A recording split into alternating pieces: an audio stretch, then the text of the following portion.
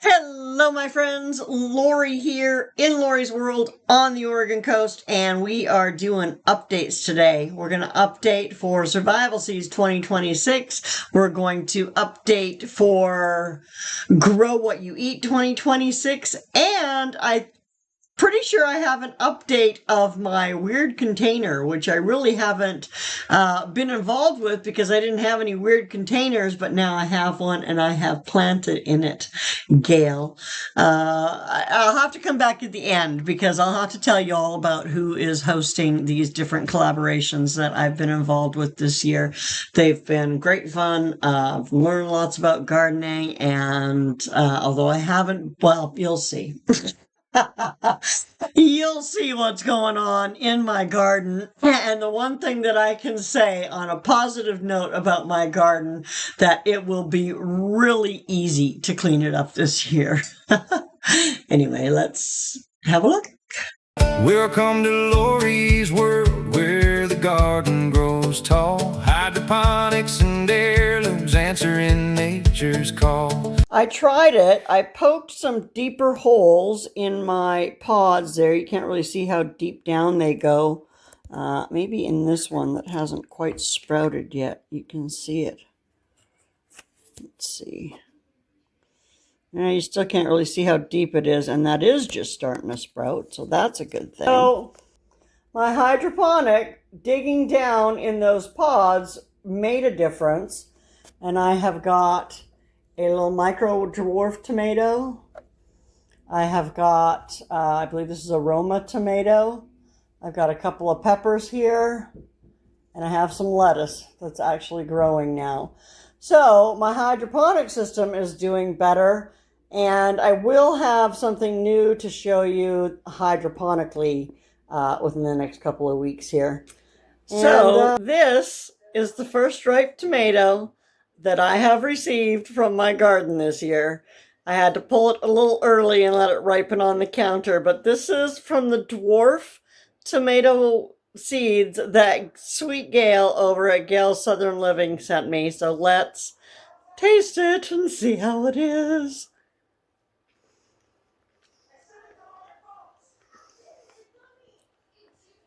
Still a little tart, but very tomatoey. Better than any store-bought tomato that I have eaten recently. So, yay! Check it out.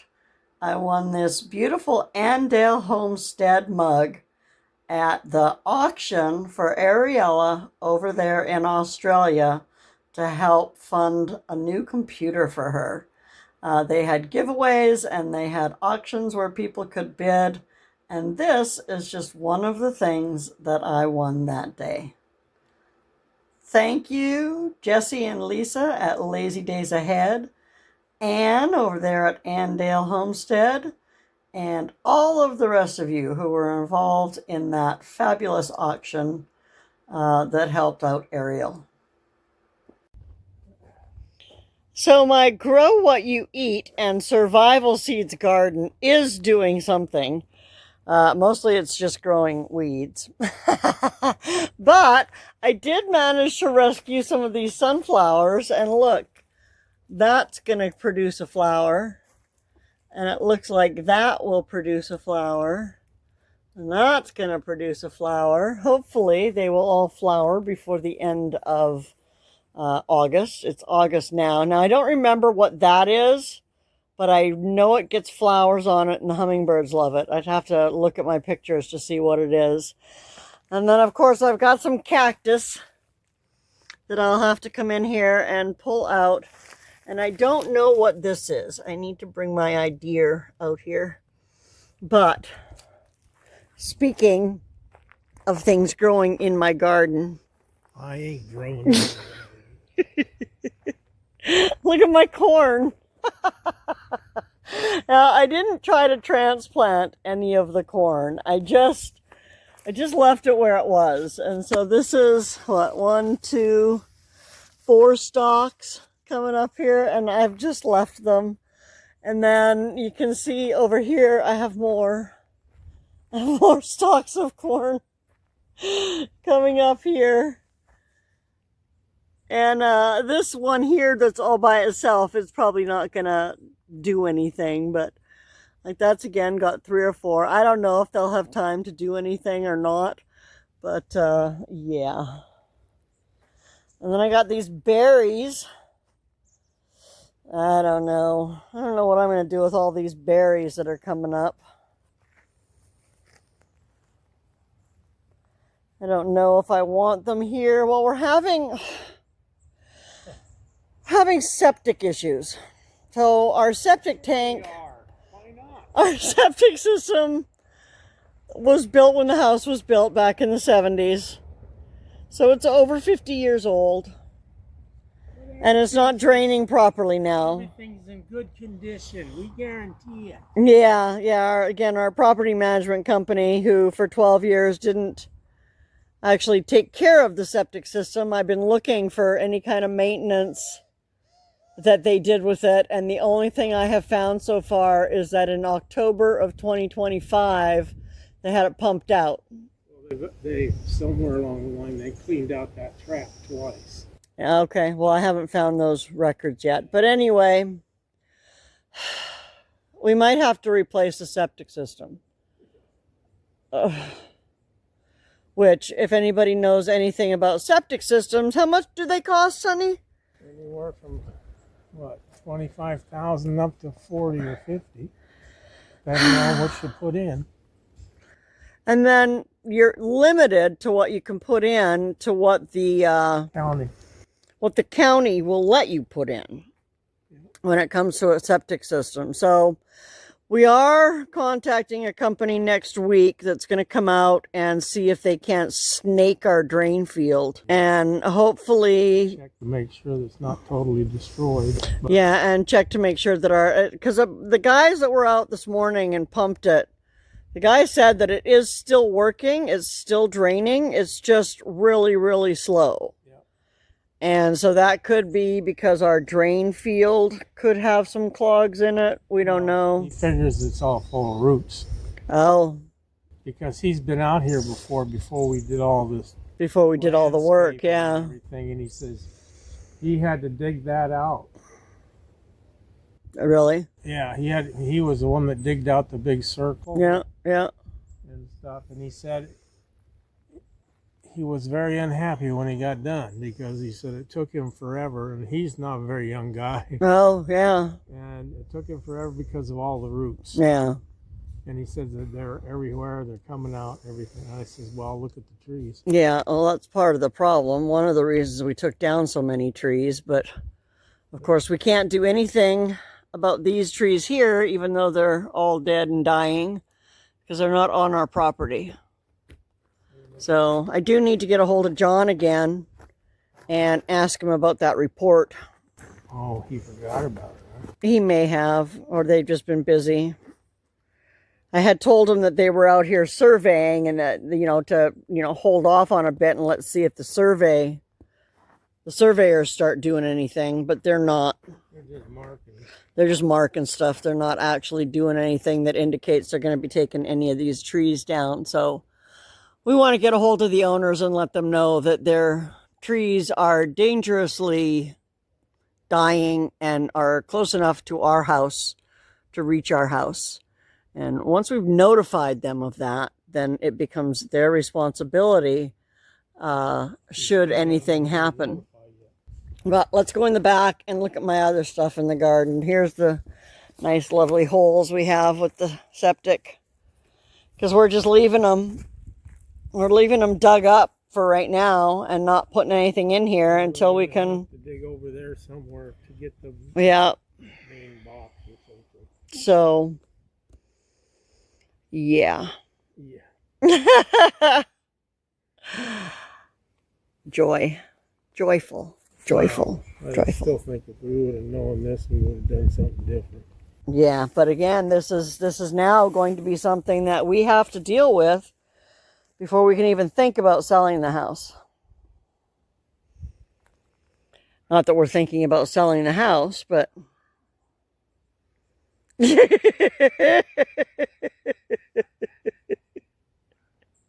We love the weather here, don't we, honey? We want to stay here forever. I don't know about that. As I said, by the time we get done fixing this thing up, it'll probably burn down or something. Yeah, with our luck. I have Salal coming back up So are you done back there? here. So I'm gonna, yes, I am done You back gonna there. go in this door? Yep, I'm gonna go in this door. So I'm thinking I'm gonna leave the Salal here because it is a native plant and it gets delicious berries. So I don't see any reason why to take it down. I come in here, I got ivy coming through again, as you can see. And I come out here and do something about it. Some of my wildflowers dried up. I wasn't watering them enough, so they dried up and died. These ones are doing a little better. My weird container has got some stuff growing. And then look at this. Now, I don't know how big this is going to get, but I have a couple of tomatoes on here. So that's pretty fantastic. I have some more on another micro dwarf tomato. You can see those right there. And then this keeps flowering, but I haven't really seen any actual tomatoes yet on it. So still fingers crossed. Like I said, my temperatures just don't get, I just don't get the heat in here. You can see my cucumber never really did anything. My peppers absolutely never did anything. My mint and my lemon balm, they all seem to be doing okay. I have a micro dwarf tomato right here. The tomato plant itself is dying, but I have gotten 2 or 3 tomatoes off of it. This is tomato number 3. So yeah, let's go ahead and eat that. Yum, yum, yum. Oh my gosh, I love fresh from the garden tomatoes. Still the best taste ever. I got to figure out some way I can grow tomatoes out here. Yeah, random nasturtium. That's about it.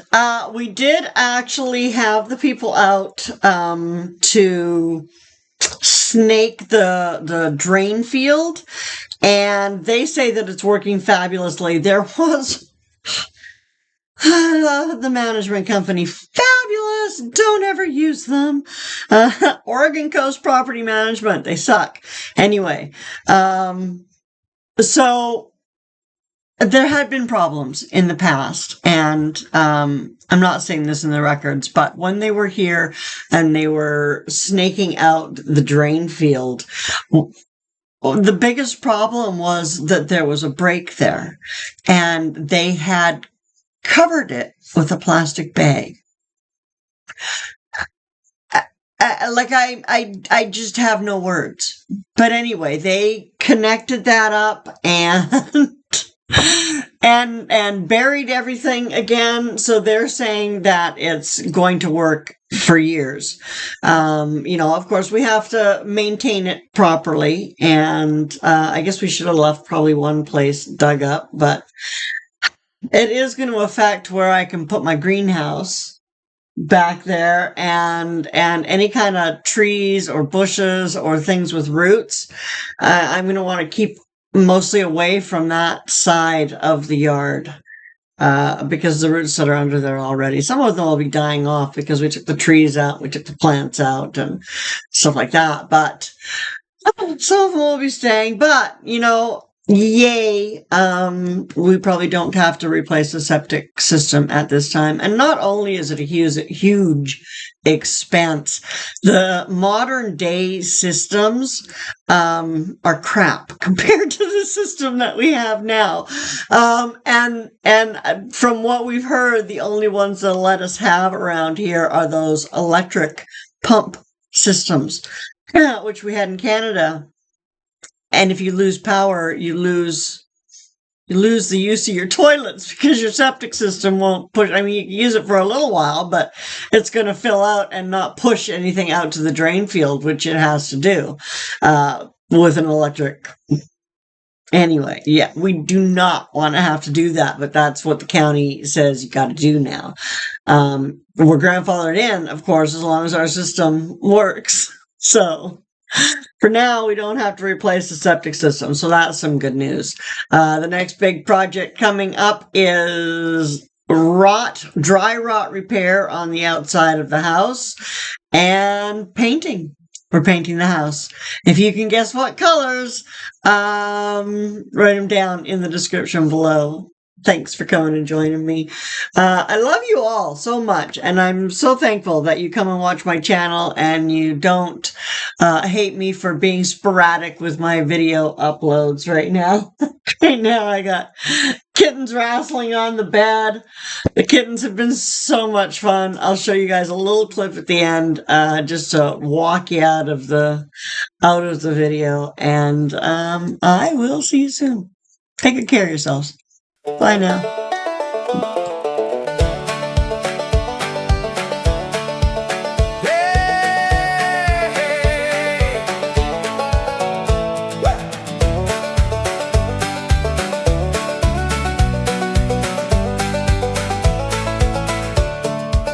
Welcome to Lorrie's world, where the garden grows tall. Hydroponics and heirlooms answering nature's call. From crafting up projects to fluid art pours so bright, she's stirring up dinner under starry camping lights. Lorrie, Lorrie, in your world we roam.